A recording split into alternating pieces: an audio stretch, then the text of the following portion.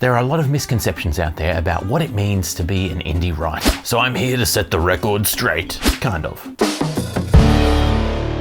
I'll start by saying that my focus here is on being an indie writer. Life for a best-selling author working for one of the big publishing houses is probably very different, but I can only speak from my own experience, so here goes. Whether you're starting up a new side hustle, looking to launch a new company, or aiming to make it as an indie author, everything comes at a cost. If you strip away the glitz and glamour, the Instagram photos, the success stories, behind every successful creative enterprise, you'll find three very important things. First, a mountain of hard work. Second, a sizable investment of time. Third, a sacrifice of some kind. Take these YouTube videos, for example. Now, I'll be the first to admit I'm no cinematographer, and these aren't professional quality videos by any stretch. Are you searching for the perfect voiceover artist for your next project? Want an American voiceover with fire in the belly?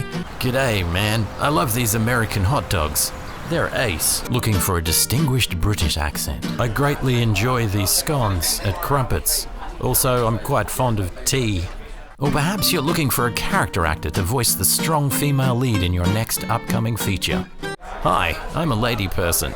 Now put down that sword, or I'll give you what for. For just a 5-minute video, it can take anywhere from 2 to 6 hours to produce. That includes sketching out ideas, writing a script, filming, refilming, editing, producing the thumbnails, sound design, and consuming far too much caffeine. Talk to any YouTube creator worth their salt and they'll likely tell a similar story. Producing these videos takes a significant investment in time and effort, and the same goes for anything worth doing. So, what does it cost to be an indie writer? Obviously, writing takes time and effort. Like any craft, you'll need to do a lot of it, and you'll constantly be looking for ways to improve and be more productive. Ideally, you'll set up a daily writing habit, and you'll work out a regular writing schedule that keeps you constantly advancing in your writing. One difference though between truly great indie writers and those that never seem to get anywhere is that the great ones are willing to take advice. They're willing to learn from their mistakes and listen to people like editors, proofreaders, experienced writers, and so on. If you're convinced that your first novel is a masterpiece and that no one has anything to teach you, writing might not be the right gig for you. True, your novel could actually be a masterpiece, but odds are it's not. The first time your manuscript is reviewed by an editor and you go through the feedback line by line, you'll start to realize that you've got a lot of improving to do. And that's fine. That's all part of the process. Because we all do it to some extent, there's a misconception that writing is easy and shouldn't take any real work or effort. The truth is though, every craft takes work, and the better you want to be, the harder you'll need to work. While it's true that most writers can get to a certain level of competence fairly easily, if you want to really succeed as an indie author, you'll need to cultivate an attitude of hard work and continual improvement. It's a fact that indie authors live and die based on reviews. The more positive and well-expressed reviews you have, the more likely prospective readers are to pick up your book and give it a read. But here's the rub. No matter how good your book is, no matter how many editors and proofreaders are involved in producing it, a certain portion of the population just won't like it. Worse, some of those will actually seek out your book, read it to the very end, and then openly say how much they hated it on a permanent review, which will forever leave a stain upon your previously unblemished soul. I've had scathing reviews from people who say things like, "I hate urban fantasy." My immediate thought is, well, why did you pick the book up in the first place? Huh? It's pretty clear from the description what kind of book this is. It's like walking into a coffee shop and yelling at the top of your voice that you hate coffee. My point here is that negative reviews are a big part of life as an indie author. You'll also get a lot of positive reviews, glowing reviews if you're lucky, but it's human nature to dwell on the negative, so you'll need to develop a thick skin and work out a way of dealing with negative reviews.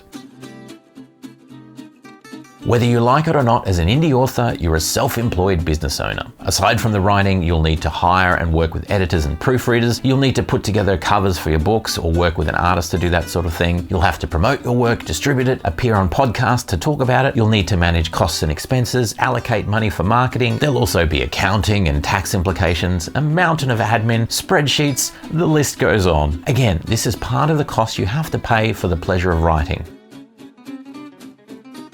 And now we come to one of the biggest costs of this whole deal, particularly for those of us that much prefer to write in the dark and pass our manuscript on to some magical professional who can edit, proof, print, market, and promote it while we sit comfortably in our writing nook pumping out the next book. The reality is though, if you want to get anywhere as an indie author, you need to get your face out there into the world. The more people who know who you are, the more will find your books and buy them. It's that simple. So as much as you might hate it, you're going to have to develop a brand and get it out there. Get your face and your books on social media, appear on podcasts, buy a flat cap, start your own YouTube channel. Do whatever it takes to get your name out there and have your brand front of mind for readers. The fact is, the book market is too flooded for your work to stand on its own right. If you just release your book digitally and don't do anything to promote it, no one will find it. Unless you've signed with a huge publisher who is willing to invest millions of dollars marketing your book and getting it placed at eyeline in bookshops around the world, you'll need to do this work yourself. It stinks, but there it is. You can hire people and services to help with this. Sign up now and explore your social media potentials with the Morgan Quaid Marketing Genius program. But that will cost money and could mean that you don't make any profit out of your book sales. Also, people these days want to connect with indie authors. They want to see the face behind the words they read and make a real connection with the writer. I'll have more videos on this in the future, but for now, I'll leave it at this. You are your brand now, and you need to market yourself if you want people to read your book. If I wanted to start a business tomorrow with the sole aim of making money, there are any number of paths open to me. Find something people want, preferably something digital which can be bought multiple times by the same customers, set up a website, connect with anyone and everyone talking about this thing, and then start marketing and selling. But I don't want to sell widgets. I want to write and be read. And that means I have two major problems. First, writing is a completely flooded market, so I'm going to have to do something to cut through the noise and establish myself within an incredibly competitive space. Secondly, books are cheap. To make a good amount of money, I'll need to sell a lot of them. The point here is that you're not going to make a lot of money quickly with writing. The significant time and effort it takes to get a single novel completed means that building out a catalogue of work will take time. Even if people love your debut novel, the first question they're going to ask once they've finished reading it is, when's the next one? You'll constantly be under pressure to produce new books, and you'll also need to make sure the quality of those books is up to scratch so that you don't lose readers. So if you're looking for a get-rich-quick scheme, this ain't it.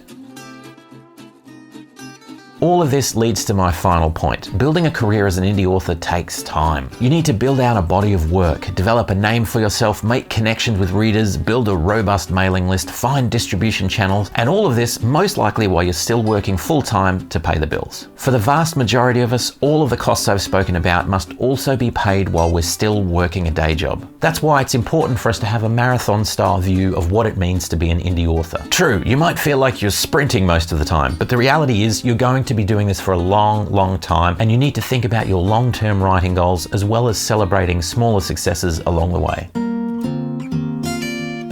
Despite all the costs I've mentioned, I still love writing and would never consider giving it up. It's in my blood and it's constantly on my mind. And even though sometimes it gets tough, I always come back to one simple point. If I never earned a single cent from this, I'd still be writing every day. Because I love it. Because I have to. Because this is the best kind of therapy I know, and I'd be lost without it. With everything, there's a cost, and I think it's important to be realistic when we're thinking about what it means to be an indie author. You should go into this with your eyes fully open. That way, when things get tough, you'll count that as part of the cost of pursuing your dreams rather than a problem that's unique to you. There's a cost to everything, and in my opinion, the cost to being an indie writer is well worth the price. Hopefully this has been helpful. Keep it real, keep it safe.